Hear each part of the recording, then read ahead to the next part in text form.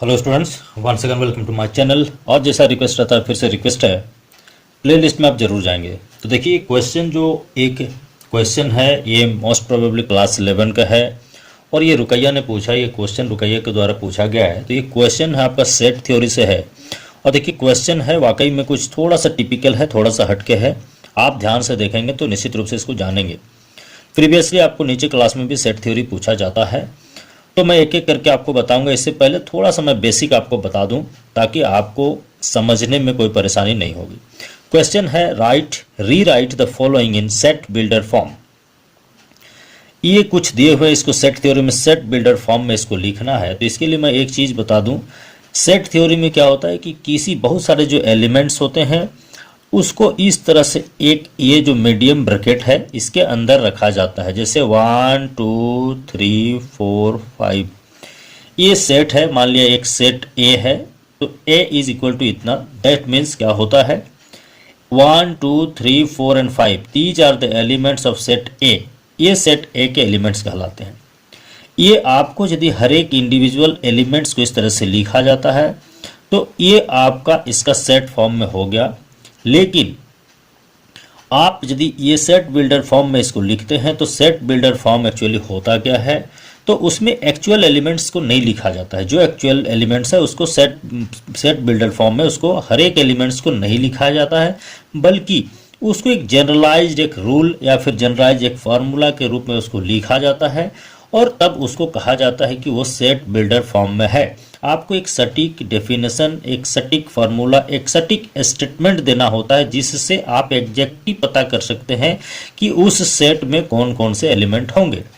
तो देखिए यदि इस तरह से देखा जाए तो ये यदि है ए की बात करेंगे हम लोग, तो ए के लिए हम लोग क्या करेंगे, A that is set A is equal to this is x such that x. अब आपको देखना होगा कि ये क्या है।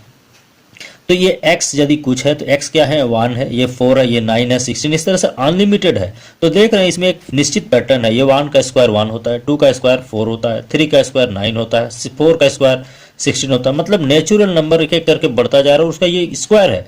तो इसका मतलब क्या है, ये x जो है क्या है, एक स्क्वायर है। किसका स्क्वायर है, नेचुरल नंबर का, और कोई लिमिट नहीं है यहाँ पे। तो हम सिंपली क्या लिखेंगे, x such that x is A square, है ना, square of A natural number. आप लिखेंगे ऑफ ए नेचुरल नंबर। आप इतना यदि लिख देंगे ये आपका सेट बिल्डर फॉर्म कंप्लीट। अभी इसमें यदि बी की बात करें तो आप देख रहे हैं कोई आपको निश्चित रूल मेरे ख्याल से नज़र नहीं आ रहा है। मुझे यहाँ पे कुछ निश्चित रूप समझ में नहीं आया, लेकिन जो मुझे समझ में आया उसको मैं बता रहा हूँ। यहाँ बी क्या है, दिसंबर अक्टूबर नवंबर है, ये दिसंबर है, ये अक्टूबर है, ये नवंबर है। किसी प्रकार का कोई पैटर्न मुझे यहाँ नहीं दिख रहा है, लेकिन बस एक चीज़ ये दिख रहा है यहाँ पे कि तीनों एक डी से शुरू होता है, एक ओ से और एक एन से। तो आप यहाँ क्या 3 मंथ्स है, तो एक्स क्या है, एक मंथ का नाम है, और वो मंथ का नाम क्या है, एक डी से शुरू होता है, एक ओ से शुरू होता है, एक एन से शुरू होता है।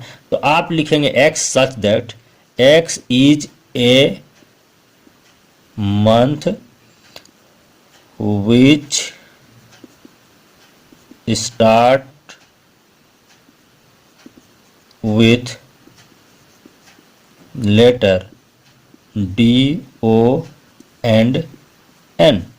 इतना यदि आप लिख देते, ये देखिए मीडियम ये है, आपको साफ साफ लिखेंगे इसको, तो ये आपका क्लियर हो जाएगा। आप 12 मंथ्स में से देखेंगे तो आपको ये 3 मंथ्स मिलेंगे जो कि डी से, ओ से और एन से शुरू होंगे। तो इस पैटर्न पर यदि आप इसको लिखते हैं तो ये क्वेश्चन कंप्लीट है। सी में आप देख रहे हैं, सी की यदि बात कर रहे हैं, सी इज इक्वल टू ये हो जाएगा क्या है, एक्स सच दैट, ये सॉरी थर्ड पॉइंट नहीं होगा, एक्स सच दैट। एक्स क्या है यहाँ पे, रिपब्लिक डे है, इंडिपेंडेंस डे है एंड गांधी जयंती। ये तीनों को यदि आप देखते हैं तो आप पाएंगे ये तीनों क्या है, नेशनल हॉलीडे है।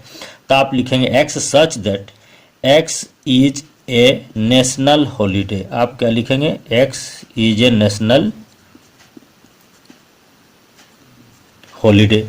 ये आप यहाँ पे लिखेंगे आपका x is A national holiday.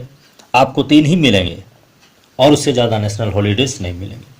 D की यदि बात करें तो डी के यदि आप सॉल्यूशन करेंगे तो डी इज इक्वल टू ये आपका होगा 1 2 3 4 5 6 7 8 9 इस तरह से जा रहा है आपका ये। इसमें कुछ भी नहीं लिखा हुआ है, ये क्या है 1 से सीधे आपको 49 तक जा रहा है। तो क्या है ये नेचुरल नंबर है x such that x is a natural number, लेकिन ये नेचुरल नंबर है। अब आगे भी तो बढ़ सकता था, लेकिन ये कितना तक 49 तक जाएगा। नेचुरल नंबर 1 से ही शुरू होता है, तो 1 से कितना जाएगा 49 तक जाएगा। तो x is a natural number less equal to 49, less equal to 49 या फिर लेस देन 50 भी आप लिख सकते हैं इसमें। ये आपका क्लियर है। ई की यदि बात करें, ई इज इक्वल टू होगा ये, इसको आप मीडियम ब्रैकेट जो है इसको अच्छे से लिखेंगे आपको। ये है 0 1 8 27 64। आप इस पैटर्न को, चूंकि देखिए आपका यहाँ लॉजिक, आपका जो है आपका सामान्य ज्ञान जो है आपका, जो एक तरह से बोला जाए कि मेंटल एबिलिटी को भी ये टेस्ट करता है। तो देखिए 0 1 8 27 64 है। इसको यदि आप देखेंगे तो देखिए 0 का क्यूब 0 है, 1 का cube 1 cube 1, 2 cube 8, 3 cube 27 and 4 cube 64 होता है। 0 यहाँ पे है, इसका मतलब ये देखिए होल नंबर से शुरू होता है। 0 यदि बात करेंगे तो आप होल नंबर है, तो ये क्या है होल नंबर का क्यूब है, होल नंबर 0 से शुरू होता है। तो यहाँ पे सच दैट आप क्या लिखेंगे x is a perfect cube, ठीक है ना, perfect cube of whole number, लेकिन क्या है होल नंबर लेस देन 5, मतलब 5 से नीचे का जो होल नंबर है उसका वो परफेक्ट क्यूब है। ये आप यहाँ पे लिख सकते हैं। इसकी यदि बात करें, इसको आप देखेंगे इसमें कोई पैटर्न आपको समझ में नहीं आ रहा है, लेकिन यह एक पैटर्न आपको समझ में आएगा। आप इसको देखेंगे बहुत गौर से। ये देखिए ये 2 डिजिट नंबर है, ये 2 डिजिट है, ये 2 डिजिट है, ये भी 2 डिजिट है, लेकिन क्या है 1 + 4 इज 5, 2 + 3 इज 5, 3 + 2 इज 5, 4 + 1 इज 5। मतलब एक 2 डिजिट नंबर है जिसमें दोनों डिजिट का सम कितना है 5 है। आपको एक और हो सकता था, यहाँ 50 भी हो सकता था, लेकिन वो आपके पास नहीं दिया हुआ है। तो आप क्या करेंगे, 50 भी 5 होता, उसके ज़्यादा नहीं होता, लेकिन वो आपको दिया हुआ नहीं है। तो क्या लिखेंगे x such that x is A 2 digit number. आप लिखेंगे x is A 2 digit number whose sum is 5 but less than 50। इतना आपको लिखना पड़ेगा, या फिर यहाँ पे 5 but less than 50 आप इतना लिख सकते हैं। इससे आपको स्पेसिफाई हो जाएगा कि इसमें कौन कौन से एलिमेंट होंगे, उससे ज़्यादा एलिमेंट नहीं हो सकते हैं।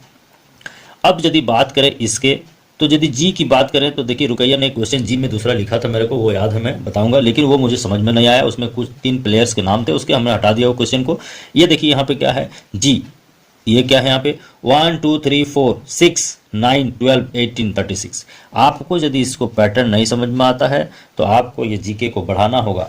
इसमें आप क्या देखेंगे, देखिए ये 36 है, 1 से 36 डिवाइड होगा, 2 से 36 भी डिवाइड होगा, 3 से 36 डिवाइड होगा। या हम बोल सकते हैं कि x क्या है, एक ऐसा नंबर है जो कि 36 को डिवाइड करता है। या फिर यदि उल्टा इसको कहा जाए तो हम बोलेंगे क्या कि ये 36 का एक फैक्टर है। यहाँ लिखेंगे x such that x is A factor of 36। आप इतना लिख देंगे x is A factor of 36। या फिर आप लिख सकते हैं x such that x is A number which divides 36। आप उसको भी लिख सकते थे, दोनों गलत नहीं होंगे।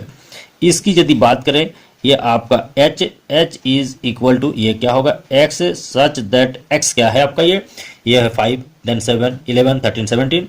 देखिए ये सभी प्राइम नंबर्स है और 2 से बड़े हैं और 19 से छोटे हैं। तो x is A prime number वो क्या है 2 is less than x and x is less than, आप लिख सकते हैं 19। इस फॉर्मूला पर आप दे सकते हैं इसको। इसकी यदि बात करें i की, तो ये क्या होगा आपको, that is x such that x, ये क्या है आपका सच दैट x 4 6 8 10 12। आप यहाँ यदि देख रहे हैं तो ये क्या है 4 + 2 6 + 2 8 + 2 10 + 12। आप देख रहे हैं ये इवन नंबर है, लेकिन 2 से बड़े हैं और 14 से छोटे हैं। x is an event number 2 is less than x, x is less than कितना है 14। आंसर इतना आपको बनाना होगा, और यदि इतना आप बनाते हैं तो मेरे ख्याल से आपका एक भी नंबर नहीं कटेंगे। और यदि आपको फिर भी नहीं समझ में आया तो काइंडली आप एक बार फिर से पूछेंगे, मैं फिर से आपको बताने का कोशिश करूंगा। यदि समझ गए हैं तो काइंडली आप बहुत अच्छी तरह से कमेंट करें और ज़्यादा से ज़्यादा इसको शेयर करें, और प्लेलिस्ट में जरूर जाएंगे, आपको हर एक तरह का क्वेश्चन का सोल्यूशन मिलेगा। Thank you so much.